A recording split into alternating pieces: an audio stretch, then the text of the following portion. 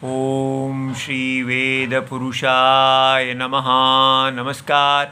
Class number 601 Shrimad Bhagavad Gita जी शंकराचार्य जी के भाष्य के अनुसार आरंभ किया जाता है। ओम श्री सीता रामचंद्राभ्याम नमः। नमो गुरुभ्यः। ओम अथ काल देवताः श्री विक्रमी संवत् 2082 भाद्रपाद शुक्ल पक्षः चतुर्थी बुधवारः हस्तनक्षत्रम् उत्तरायणं वर्षर्तुः। ओम तत्सत्। श्री शंकराचार्याय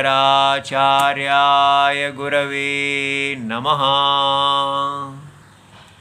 नात्यश्नतस्तु योगोऽस्ति न चैकान्तमनश्नतः न चातिस्वप्नशीलस्य जाग्रतो नैव चार्जुन। अध्याय नंबर 6 और श्लोक नंबर 16। पुस्तक है गीता प्रेस गोरखपुर, बुक नंबर 10, शंकराचार्य जी के भाष्य वाली भगवद गीता जी। अच्छा जी, तो भगवान हमको धीरे धीरे ध्यान योग के विषय में बता रहे हैं और अब वो बताना चाहते हैं इदानीम योगिनः आहारादि नियमम उच्यते। तो योगी के आहार के खाना पीना इत्यादि उसके बारे में क्या नियम होना चाहिए। तो अब यह हमें समझना है कि यहाँ योग शब्द जो है सामान्य, कैसे हमने देखा था कि सबसे पहले वेद के चक्षु खुलते हैं और हमें पता चलता है कि यहाँ पर एक वैदिक यज्ञ हो रहा है।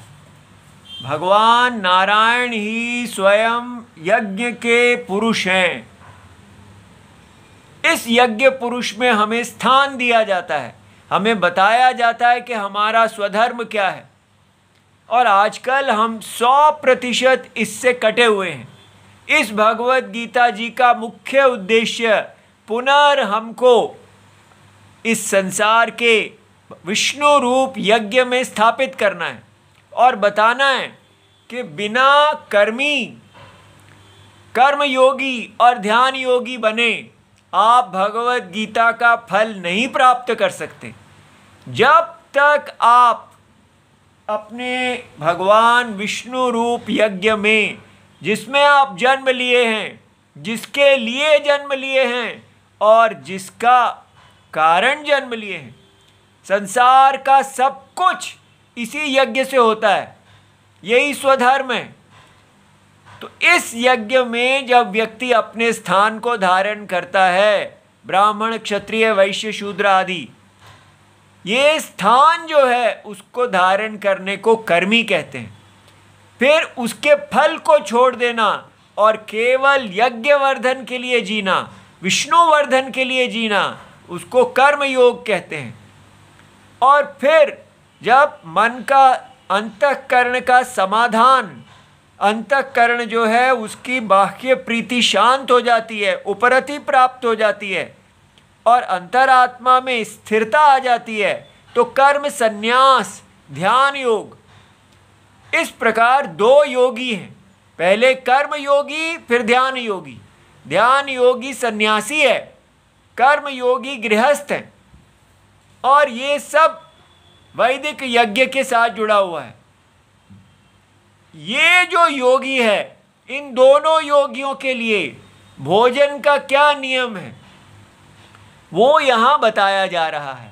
इदानीम योगिनः आहार विहार इत्यादि, कैसे क्या क्या करना है जी, तो उनको भोजन कैसे करना चाहिए वो बताया जाता है। तो क्या कहा जाता है, न अति अश्नतः तु योगो अस्ति न च एकांतम अनश्नतः। तो जो व्यक्ति अपनी शक्ति से अधिक भोजन करते हैं उनको भी जो ये आत्मा में समाधान है, अंतःकरण का समाधान, सदा आत्मा में स्थिर रहने की योग्यता, ज्ञान में बने रहने की जो योग्यता है, वो जो योग जिसको कहा है, वो योग्यता नहीं प्राप्त होती।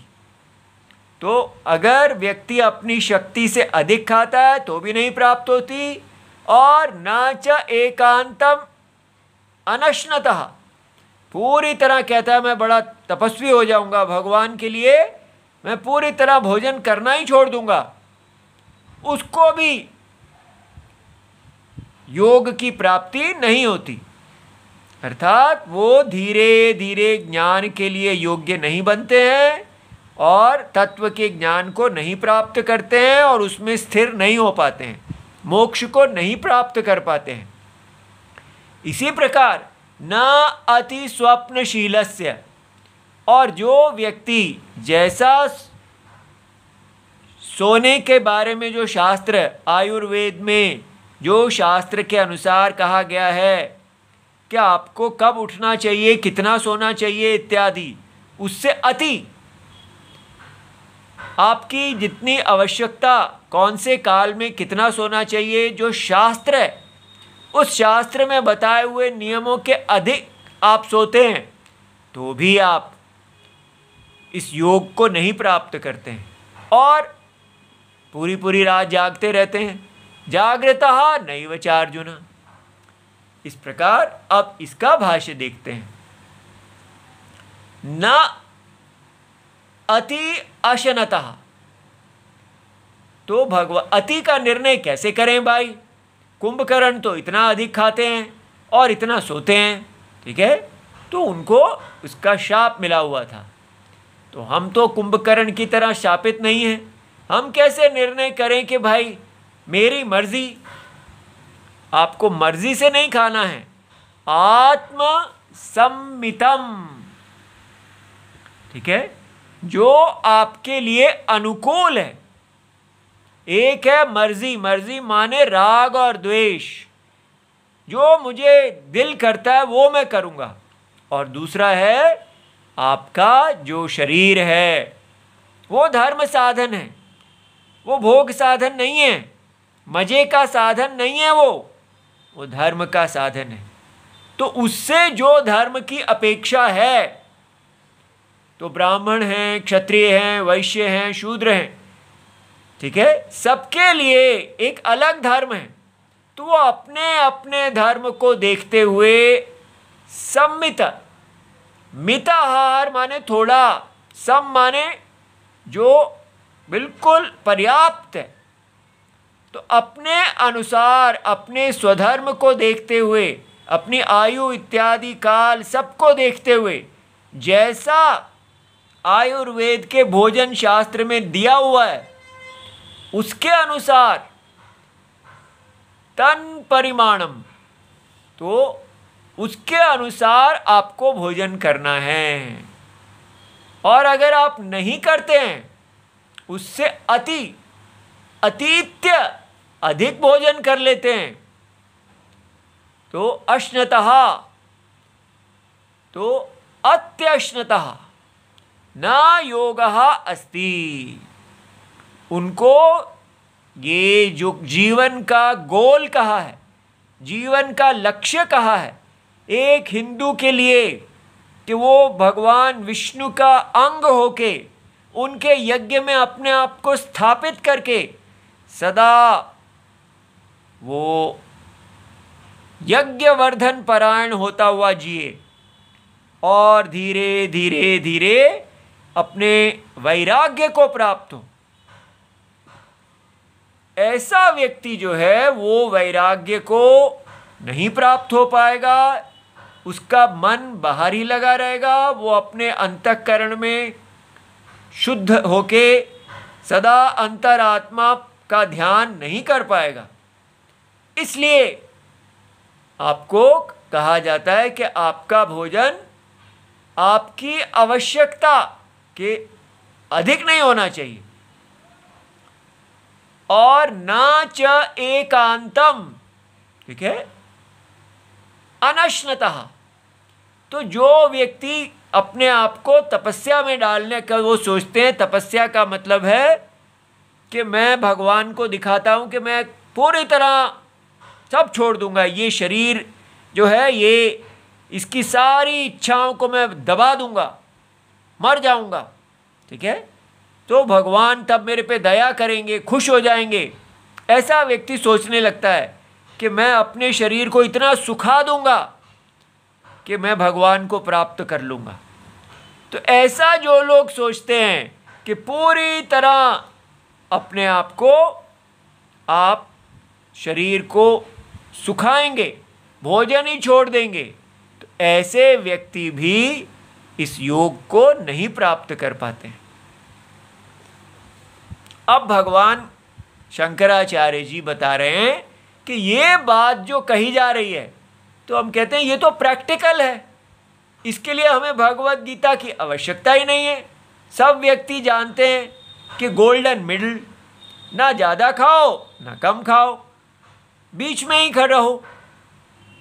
तो अच्छी तरह समझना है, ये प्रैक्टिकलिज्म नहीं है। प्रैक्टिकलिज्म होता है कि अपने आप उस समय निश्चय कर लेते हैं कि क्या चीज़ ठीक है, व्यवहारिकता, ठीक है। तो लेकिन यहाँ कहा जा रहा है कि ये बात आपको जानना है कि आपका शरीर जो है वो कोई सामान्य चीज़ नहीं है, वो वास्तव में आत्मा का धर्म साधन है। इसलिए आपको भोजन धर्म के अनुकूल करना है। अगर आप भगवान के सिर हैं तो ब्राह्मण कैसे भोजन करेंगे, उनके लिए अलग तरीका है। और जो क्षत्रिय हैं उनका भोजन कैसा होगा, वैश्य का और शूद्र का, सबको अपने अपने धर्म के अनुसार भोजन होगा, ठीक है।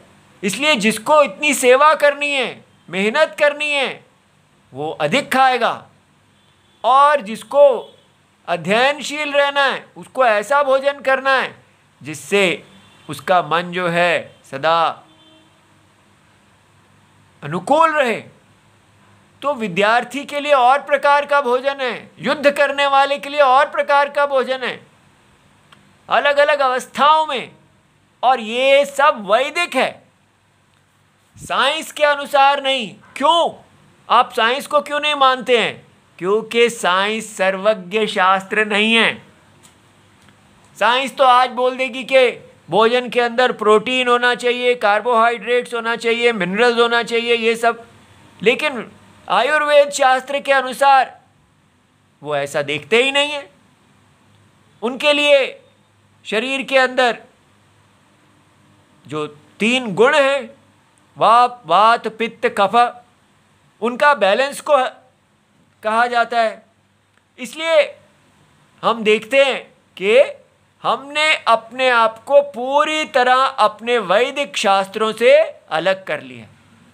चिकित्सा शास्त्र आयु का शास्त्र है, वो सारा शास्त्र जो है वो अनुकूल बनाता है हमको इस योग के लिए। लेकिन हमने अपने शास्त्रों से कट जाने के कारण जो अल्पज्ञ शास्त्र है, जो केवल व्यक्ति ने रिसर्च किया और उतना बता दिया, लेकिन वो विराट स्वरूप को नहीं जानता। जो वेद आधारित शास्त्र हैं वो सब सर्वज्ञ के अंदर से निकले हुए हैं। ये बात हम भूल ही गए हैं कि कैसे जब व्यक्ति पूरी तरह यज्ञशील होता है तो वो धीरे धीरे भगवान विष्णु होता जाता है। हर व्यक्ति जो भी यज्ञ करेगा भगवान यज्ञ के वर्धन के लिए, वो इतना शुद्ध होता जाएगा कि वो सर्वज्ञ के साथ मिलता जाएगा। इसीलिए हमारे देश के शास्त्र जो हैं उनको बनाने वाले सर्वज्ञ हैं, वो भगवान की दृष्टि में स्थित हैं और उनकी वाणी सर्वज्ञ वाणी है। ये साइंस जो है ये सर्वज्ञता को नहीं जानती है, ये बस राग द्वेष के अनुसार कोई भी इनसे कुछ भी बुलवा सकता है। जिसका मर्जी आया अगर कह देंगे कि स्त्री का विवाह कब होना चाहिए, तो बाजार वाले कह देंगे नहीं नहीं, उनको तो कह दो कि 22 की आयु में होना चाहिए, 24 की आयु में होना चाहिए, 26 की आयु में होना चाहिए। अपने आप ही तर्क बना देंगे, क्योंकि उनका स्वार्थ है कि स्त्रियां जो हैं वो वर्क फोर्स बने। उसी स्वार्थ को पूरा करने के लिए ये लोग वही बोल देते हैं जो इनको पे करने वाले मास्टर्स सुनना चाहते हैं। लेकिन हमारे यहाँ पर जो शास्त्र थे हैं वो किसी पे मास्टर के द्वारा नहीं बनाए होते, वो यज्ञ से निकले होते हैं। उसके मास्टर भगवान विष्णु हैं, इसलिए वो किसी तात्कालिक स्वार्थ को पूरा करने के लिए नहीं होते, वो सर्वज्ञ का प्रसाद है। इसलिए इसको प्रैक्टिकलिज्म नहीं कहना, हमको इसको समझना है कि ये जो बात कही जा रही है ये सर्वज्ञ भगवान कह रहे हैं। और इसीलिए वेद का अब भगवान ये बताने के लिए कि ये जो बात हमने अभी यहाँ कही है ये वेद के द्वारा प्रतिपादित है। अगर कोई चीज़ को वेद कहते हैं तो वो सर्वज्ञ की वाणी हो जाती है।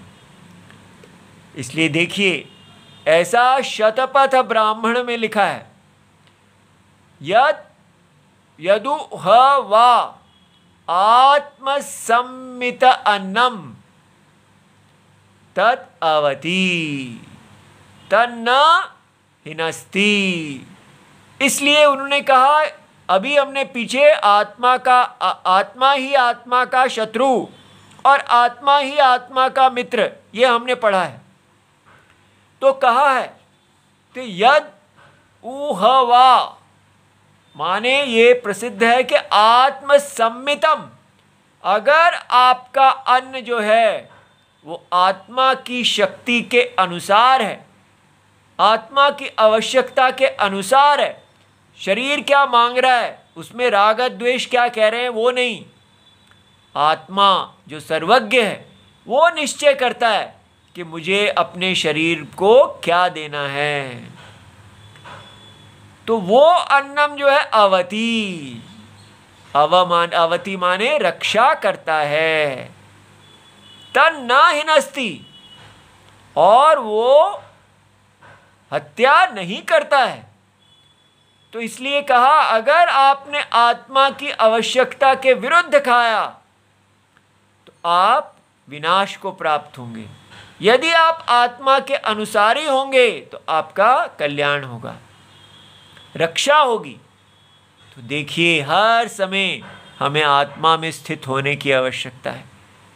हमारी जो संस्कृति हमको शरीर से निकालकर आत्मा में रखने वाली थी, पता नहीं कहाँ चली गई, उसके पास वापस आना चाहिए। और आगे कहा जाता है, यद भूयः हिनस्ति। अब उसी को पक्का करते हैं कि अगर आप अधिक लेते हैं तो हिनस्ति, यत् तद यत् कनीयः न तदवति।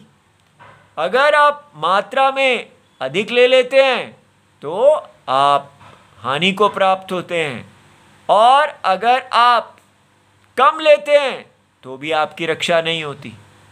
ठीक है, इसलिए भोजन शास्त्र को समझना चाहिए।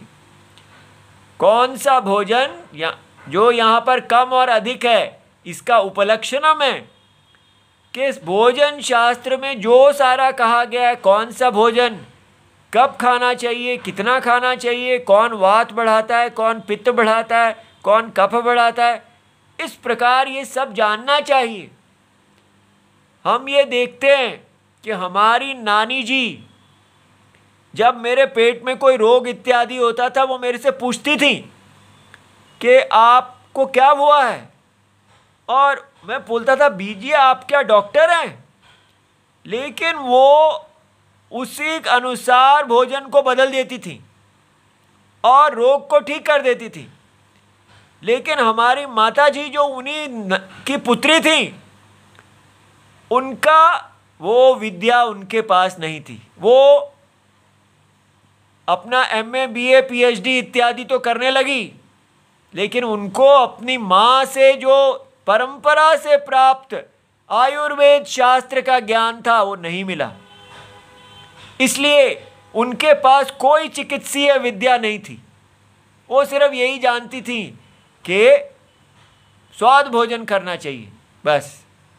इसलिए ये हमारे पूरे भारत में हुआ कि जब जो हमारे पूर्व शास्त्रों से विद्या प्राप्त हमारे घर की स्त्रियों की थी, जब वो वेस्टर्न एजुकेशन में गईं तो उनको पूरा इस वात पित्त कफ इत्यादि का सारा ज्ञान नष्ट हो गया। और अभी भी लोग जो कहते हैं कि मैं तो बड़ा भोजन ध्यान से खाता हूँ, तो उनसे पूछा जाए क्यों खाते हैं, वो इसलिए नहीं खाते हैं। यहाँ क्या कहा जा रहा है, योगः नास्ति, कि आप मोक्ष के लिए योग्य नहीं होंगे। आजकल किसी से पूछा जाए तो वो कहता है मैं बहुत सावधानी से भोजन करता हूँ ताकि मैं अब खूब इंजॉय कर सकूँ, अपनी लाइफ को इंजॉय कर सकूँ, मैं वर्ल्ड टूर पे जा सकूँ। मैं 80 का हो गया हूँ लेकिन मैं गोवा जाना चाहता हूँ, ठीक है। और ये सबको बड़ा दिखाया जा रहा है। तो बहुत अच्छी बात है कि 80 साल की भी आयु में ये एकदम घोड़े की तरह भागते हैं और करते क्या हैं, टूरिज्म करते हैं ये। और वो कहते हैं कि मैं अपने आप को इतना फिट रखता हूँ कि मेरी जब पार्टी पे जाता हूँ तो मैं अधिक भी खा लूँ, वो पाप जो हो जाता है वो बैलेंस हो जाता है, क्योंकि मैंने अपने आप को फिट रखा हुआ है कि सप्ताह के एंड में जो पार्टी होती है उसमें अधिक भी खाया जाए तो भी सब बैलेंस हो जाता है। अब बताइए, क्या ये व्यक्ति योगो अस्थि के लिए खा रहे हैं? क्या ये मोक्ष शास्त्र को परायण है? सारा भारत बस क्यों योगासन करते हैं? ताकि खा सकें। क्यों ध्यान करते हैं? ताकि खा सकें। हर चीज केवल कंज्यूमरिज्म पे टिकी हुई है। इसलिए अपने शास्त्र को समझिए। जब तक हम मोक्ष परायण नहीं हैं और अपने आप को इस सारे संसार से छुट्टी नहीं दिला रहे, इस माया से मुक्त होके मायावी में नहीं जाना चाहते, तो योग क्या है? ठीक है। इसलिए ये भगवत गीता को गोल्डन मेडल की तरह पढ़ाया जा रहा है। बी प्रैक्टिकल, ना अधिक ना कम, बस। और ये करेंगे तब आप जीवन को फुली इंजॉय कर सकेंगे, लाइफ को सेलिब्रेट कर सकेंगे। पता नहीं ये सब क्या है।